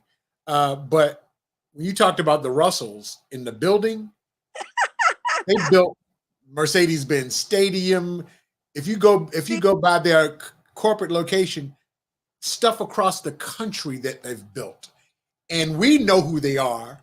But when you hear it in the movie, if you're from Atlanta, it's like, oh, they just shouted out the Russells. Everybody here knows about the Russells because they built everything, major infrastructure in Atlanta, and they look like us. So when you go to their building, you see stuff that they've done all across the United States. Yep. Crazy. And you're like, yo, they did that too? Mm-hmm. So Ramona, would you say that Eric was able to capture the true essence because he played a pastor on Queen Sugar as well? That's why. Right. Okay. So go ahead. What I need that. Mm-hmm. I need him. I said, I need you. He said, I can play one of the dads. I said, that's very nice, Eric, but I need you to be my pastor. I sure did. I can play one of the dads. We didn't know we were going to get Leland at the time for Lizzie's dad. To play Lizzie's dad. And I literally said, oh, that's really nice, Eric. Oh, I need you there too, but I can't have you doing both. Now, I could make you a pastor daddy, but, Eric was, I knew that Eric could convey, though. I knew he could knock those lines. Because if you listen to what he's saying to Daniel it is important that he understood it himself. And although he don't play one on TV, and you may not know this about him, there's a lot of depth to Eric. And he does have some really good advice under his sort of carefree delivery on most subjects.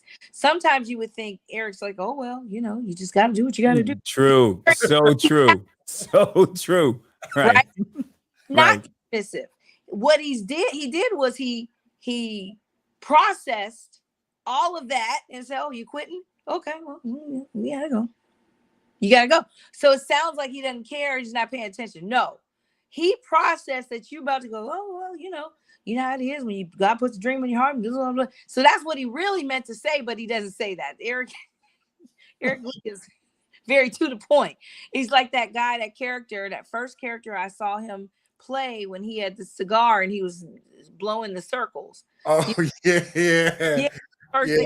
Yeah, I was an asshole in that movie. Well, you act like that guy a little bit. Shots fired. No. So shout out. No, you act like him. You're very, you know. Yeah, you know, I try to be. Look, that's how you are. Hey man, I don't let the anxieties of the day mess with me. I'm like, keep going. Shrug it off. I mean, scripturally it says, you gotta leave those anxieties around. So they're gone. I mean, because the thing about it, you can't let it fester and grow in you. So shout out to Wanda Hayes once again. Somebody called her while convo with the DJs on, and she said she hates when people call her when she's checking us out. Oh, thank you, Wanda. Oh, I got to give a shout out to my mom. She's watching on IG. So big shout going out. Also, big shout going out to the real J Tech. He's tuned in. Bad Boy Video Show. Yes. Yes. Mom Dukes. I am Rob Love. Oh, Rob Love? Yeah, Rob Love. Kev Campbell, Janine joined in. Oh, this is quite a few people here. Leon Bryant, Shell Boogie. What up, Shell? So quite a few people. I can go IG live because I didn't know how to do it. Yay. Say that again, Ramona. I tried to invite J Tech and Wifey out to the premiere. I didn't have his number in my phone. I don't know what's going on with my phone. It just purged people. But yeah, what up, J Tech? Yeah, Bravador said, yeah, they do have the same birthdays. Yeah. Yep. Oh, shout out to Heart Attack. Thanks for checking in. Tack is music director at Wow We back in Norfolk, Virginia with Lorenzo. Oh. Yes. What up, Tack? Number love, my brother. Happy holidays to you and your family, man. Tack. So, yeah, you know, the whole thing about playing the pastor, I've got another role coming up. I talked to you about it before. It's coming out. I think it's Black History Month, February. The Hulu is about to release the Martin Luther King story. Yes. And I play another man of the cloth. You'll see it. You found your lane. My brother. They got me out there preaching. So, but I got a movie coming out in I think it's first quarter. It's Lifetime Network. Somebody got to die. Writing my contracts, I don't die. Christmas, very happy. So we know what's next. We've got the 3 rom-coms for you. Inevitably, what's your dream movie to write and direct? Or can you even talk about it? Okay, so I do have one movie involving a prince, which is my dream. Okay. Like I told you, I want to, happily ever after is my thing. Right. I wanted to first do a happily ever after for African American women, and I just really wanted to tell this story with what we would deem or who we would deem as a prince figure in our lives, somebody who had it going on, like in Atlanta, we're full of men and women who have a lot of big things happening. So I feel like He Who Findeth was my dream job movie. Okay. And now I want to do more of it. I just want to do more of it, because the one thing that we keep hearing from people is that it made them smile. They watched it twice, 3 times. It made them feel good. And you're supposed to, at least for this genre, you want to leave feeling better than you did when you came, and you're hopeful and happy. And that's what I want. We need happy. Like I think the reason people are watching this movie 2-3 times is because we just went through a global pandemic, dude. Like I don't want to watch anything doomsday. Okay. We did doomsday. We did that. We lived it. I'm good. So I'm good with doomsday. We know what would happen if a virus took over the world. We have been there, the last ship and all that stuff like that. All that came to life. Now you saw that movie. You saw that TV show. I got the 6-box CD series, DVD series on it. I went. Hey, Donna Fleming Dozier. I went literally to the junket of the last ship. Did you? Yes, I did, in San Diego. That's one of my. I got when Rona Mitra died, I almost lost it. So I literally interviewed him. The lead. What's his name? They called him. He was Dr. He was the chief. He was the chief. Yeah, he was the chief, but he played Dr. on Grey's Anatomy. He was, I think, Dr. McSteamy. I think he was Dr. He was McSteamy. So, okay. So I went. I did that junket. It was crazy. They gave us gas masks for a promo, but it was a real gas mask, and I was looking for that thing during COVID. But the thing is that I think the reason people are watching the movie 2-3 times is because we need it. We want it. We need it, like your soul. You need like that. You need something that's not gonna make you think that hard, man. Like, and men are the ones that are coming out going, yeah, man, that was all right, man. Yeah, I watched it with my girl. You ain't watched it with your girl. You watched it by yourself 3 times. Like, but and then not giving the movie away, but we had to try to invite the men in without them feeling watching a girl movie. Like, it's not a girl movie. I wanted to put in an element of what is it like? What does it look like for all of us to get grace, all of us to get to the bottom of some icky stuff that's in here and walk away happy, like happier. Right. Like happier. Cause come on, if we talk to somebody like, yeah, you've been hurt before, haven't you? Like, nobody wants to admit that, and not a dude. There's no guy. I mean, it's bad enough in our community. We don't really talk to anyone to get help. Right. Then that leads to all kinds of other things. But I'm saying, like, I didn't want the movie to become a preach session either, but I wanted it to be a conversation starter, because, and I tell you, some of the guys are like, dang, that happened to me, and I ain't never told nobody, but you done brought it out in the movie. I'm like, oh, okay. So, yeah, but a lot of men are hurt.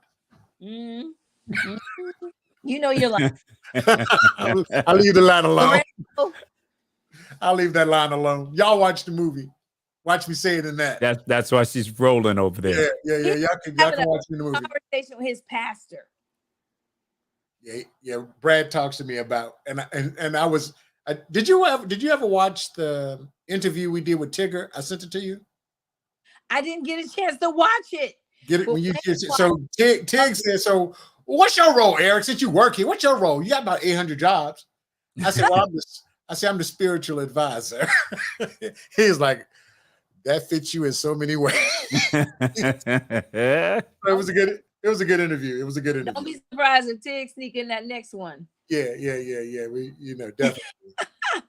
So, man, Ramona, I ain't gonna hold you for the rest of the night, but I wanted to come in and talk about, the project, what's next, because, women in film, and one time it was hard to find them. Right.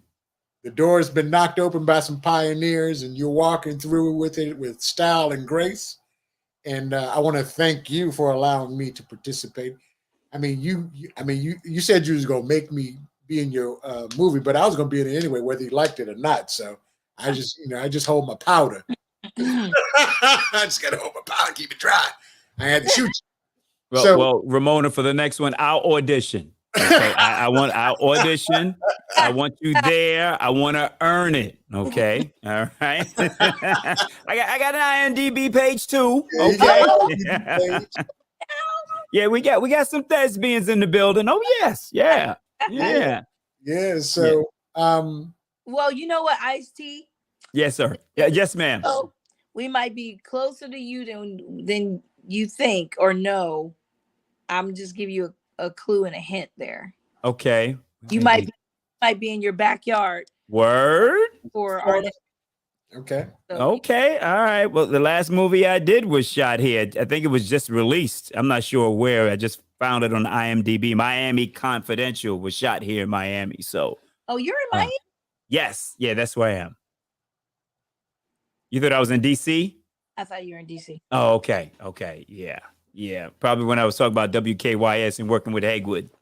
It could be that. Yeah, that's what you thought. Yeah. Yeah. So I can come to DC.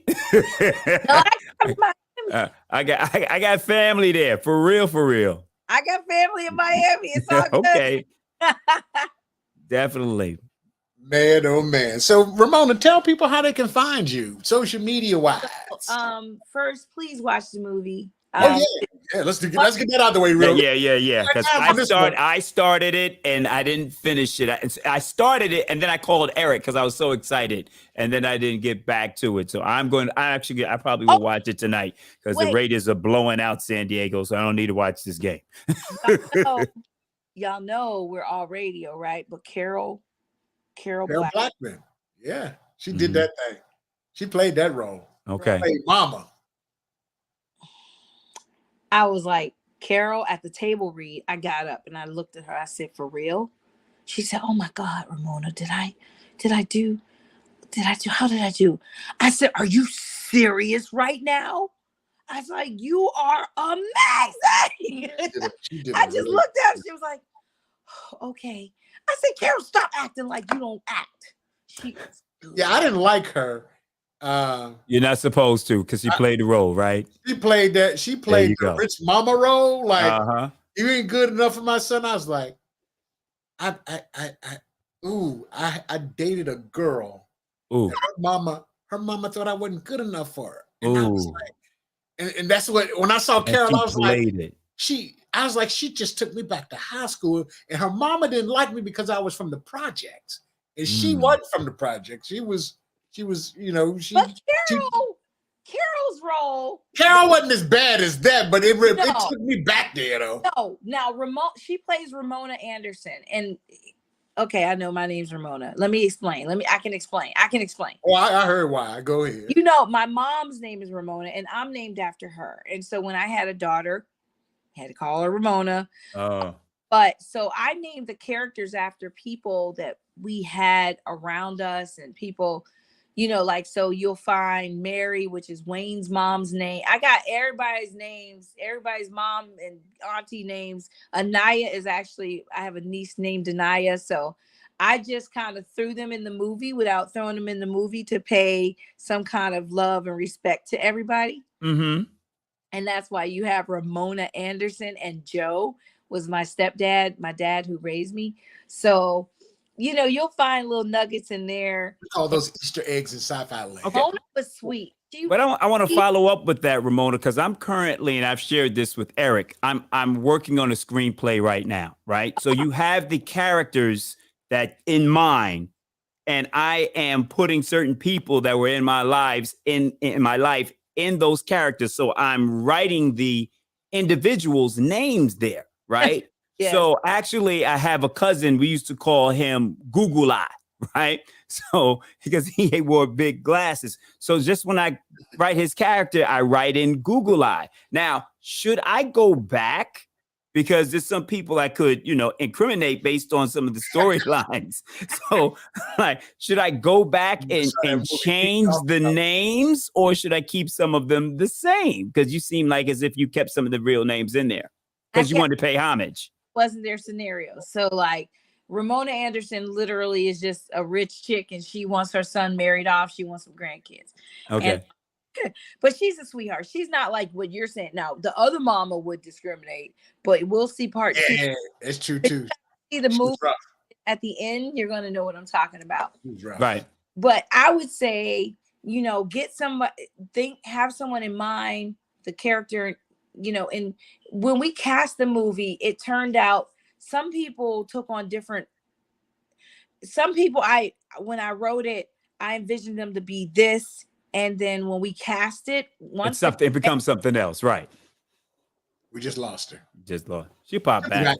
She'll pop back. Yeah, I had to ask E. Yeah, absolutely. You know what I'm saying? I got her here. I said, this is the opportunity to ask her a question about that. But because it's taking place, like I probably won't even be able to call it Virginia State University. I have to probably call it something else. Yeah, you better not call our school out like that. Not expect you to get a call from but when everyone sees it, they're going to know, we know what school that was. Right. Well, it was because what I had to come to grips with was, even though one character was doing something naughty, the other one was doing nice things. So they both one particular university and college that I mentioned. And, after a while, you don't want to offend anyone, but at the same time, you got to be realistic. Does right. that from their school is a saint? No. Right. But, in our movie, we do a really good job of restoring who wants to be restored, if someone wants a new beginning, then they do that regardless. So we didn't offend people, and that's never our thing. You can make up a fictitious college, right? It is what it is. We really wanted to pay respect and love to different institutions. My first choice was Spelman. I wanted to go to Spelman so bad. So all of my cousins, my one cousin's a professor there, and my other cousins have all graduated from there and Morehouse and stuff. So that the spell house, that whole thing's in my family. So of course, be in my movie, but even my sister works down there. I mean, everybody works. My sister, my cousins, they all work there. They go there. That's it. That's my family. So, yeah, that's gonna be in the movie. That's great. As long as you are, it just depends if you're implying that there's some really bad things that happened at that school or came from that school, or this one particular business, then that's different. I would change the name if you're gonna go hard and be mean, but I would just change the name. There's a lot of that's what John Singleton did in Higher Learning. He made what was it? Columbus University? Was that the name of the school? I don't know. Different world was Hillman. Like, okay, Hillman. Right. But Columbus University, I have to check and see if they did call it that. Maybe that's a name I could use. I don't know. Yeah, but no, it's some of the things that are going to be part of the storyline. It probably Virginia State University, even though I have a great relationship with the president, they probably would not. No, we don't want people to know that happened at our university. We got stories. I'll tell you. Oh, I got stories. I'll tell you later. And stuff and things that happen at our university, not because of the school, but just because of the way we lived our lives during that time that I've never seen on screen. So, it'd be like, yeah, we did do that. You know what I mean? Turning over the police car on the yard. Yo. That part. I have no idea what you're talking about. Oh, the Branch Hall patty raids. Oh my God. Go down to the Howard Homecomings, and that's Yep. So on that campus tour, Black campus tour, we went to one particular Virginia college and university, and on that day of our visit, they told us that when we visited some of the dorms, they said that they weren't allowed to get pizza deliveries anymore because some of the students robbed the pizza. That's Norfolk State. Yep. So I'm hating. Norfolk State, that's got to be Norfolk State. Yeah. The Norfolk State fan like, I think there was a scene. It was Ice Cube and Higher Learning. They didn't pay when they delivered the food. They didn't pay him. What about the Dine and Dash? Not that I'd ever done that, but I heard about it. In one school, you said that. I've seen some stuff. So how can they find you, Ramona? Oh yeah, for the second time. How can they find you? I'm trying to be respectful of her time. Okay, so I'm at Ramona on air, and where y'all go? Is it right here? That's called no, a solo layout. You should have given her more solo space. I'll give you time to shine. Look at her. Okay, so at Ramona on air, and that's on Instagram, Facebook. But then, of course, He Who Findeth this a Cinderella tale, Christmas tale, is on Tubi right now. It's on Mansa. It's on Red Coral, and it will be on Amazon Prime any second. We're looking. Where are you? It's coming. Hey, actually, waiting on that.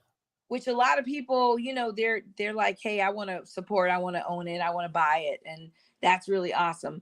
But yeah, it's on Tubi right now. And here's the cool thing, y'all. So we've gotten a lot of buzz, and they, the people around, I won't name who they are, but some really great people have seen all the press from the different magazines and the reviews. So all of that contributed to, we're in the holiday features right now on Tubi. It's like you just make it and it will happen. You just jump, and in everything, everybody, every person, place, or thing that you need, I put a post out today on Instagram at Ramona on Air, will appear, and it will happen. We did not know how this movie was going to get made. All I knew is that it was time to do it. And everything from the camera person to the audio sound guy, the sound designer, every editor, even the director. So shout out to Michael Boogie Pinkney. Boogie! Everybody appeared, and it was like they were here the whole time now that we've had a product. And also our HBCU 6 Minutes to Glory show, Go Media, once again, it's on Aspire for a second season, where we go to the Battle of the Bands, and you'll hear directors and students talking about their experiences. We're talking about Virginia, because we was all up in Virginia. True that. And it was phenomenal. And my husband is like, oh man, and then this director, some directors, like some kids get to school and they have one outfit in two pair of shoes. So this truly is a beautiful look at our people, and what passion can lead to, and how they leave with college degrees. And our fabulous HBCUs. So I take it he talking about you. 6 Minutes to Glory. No, we're talking about Morris Baxter, the Nighthawk. Right there. Oh, hey, Morris. Hey, darling. Yeah, he talking about you at that point. What up, Mo Bax? What's that, the man? Hey, Ramona, Morris Baxter. I can't do his voice. He's really low. Swing.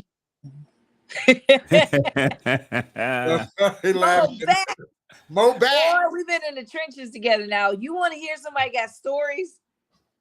I'm just shut up. Oh yeah. Well, we know more is going back to Mo got off the 80s. I might have been too far back. Mo Bax, the Nighthawk. I don't know if that Morris, is that how it was done? Is that how you did it? Just give me a thumbs up if that's how you did it. He said gotta save the stories. Okay. You know what's so funny? The first time I ever heard him was on the Blackstreet album. Really? Okay. Mo Baxter. Yeah, man. Mo held it down for Time Warner. Well, actually, because they probably recorded at Teddy Riley Studios at Future in Virginia Beach, right, Morris? Yep. Beach. We were all down in Virginia Beach at the same time. That's right. That's right. He gave you I think the thumbs up was for the but around that time, that's where Teddy had his studios, and that's when he was producing. He did Rump Shaker and all that stuff down there around that time, in Blackstreet and No Diggity, which was supposed to originally be for Guy. Yeah. Well, want to hear something real funny? All Star. So I was in Springfield, Mass. That's where I grew up from Pittsburgh, Springfield, Mass. And so All Star was one of my first producers, and he was working on the SWV project. So he calls me in. I was in school, and he said, "Can you imitate this girl? Because I don't have an acapella, and I need you." So it was, "Where did you go? You're telling me that you love me. What will you know that you love?" So I had to do that voice. I was like, wow, she's got a range, but she's like nasally, and she was like high, but she was a female Aaron Hall. That's how she was arranged. That's how. Did you? Now, Coco. Who was that again? That was All Star. Oh, okay. But who were you? Were you emulating someone, or you made up the voice? Coco. Coco. I was about to say that. Coco. I was about to say Coco. I was gonna say that. I said you just did Coco. Yeah, so he had me literally sing that a cappella because he didn't have a cappella. That's how he got those remix projects. Wow. The more you know. Learn something every day. So Ramona, tell them how they can find you. Okay, yeah, I gotta go to bed. This is funny. I got that goodgood.com. Okay. Hold on. That's right. We got it. Give us 3 minutes. Give us 3 minutes. The Good Good is in the. Let's talk about the Good Good. Yeah, we got lots of orders. The orders that are off the chain, but we have candles. Chocolate chip cookie candle is the #1 seller. It's crazy. But we have amazing soy candles and shea butter lotions. And so aside from the movie, we've just been super blessed. Like, this is a lotion bar. It's made from shea butter and mango and vitamin E and cocoa butter and all that. So what's the website address? I got that goodgood.com.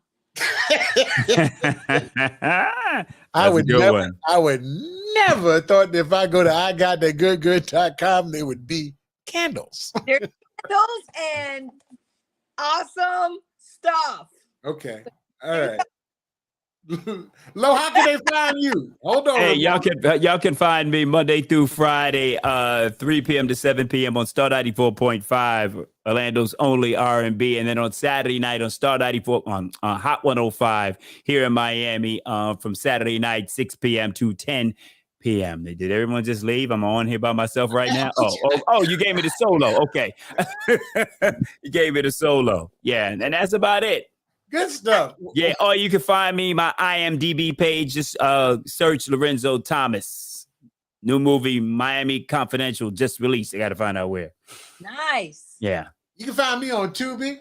You can find me on Tubi with the movie He Who Findeth, A Christmas Tale. Yeah, definitely, you guys check it out. It's one of those movies that you can watch on the holidays every year, just like you do Home Alone and Die Hard, or I think that's what the other Christmas movie.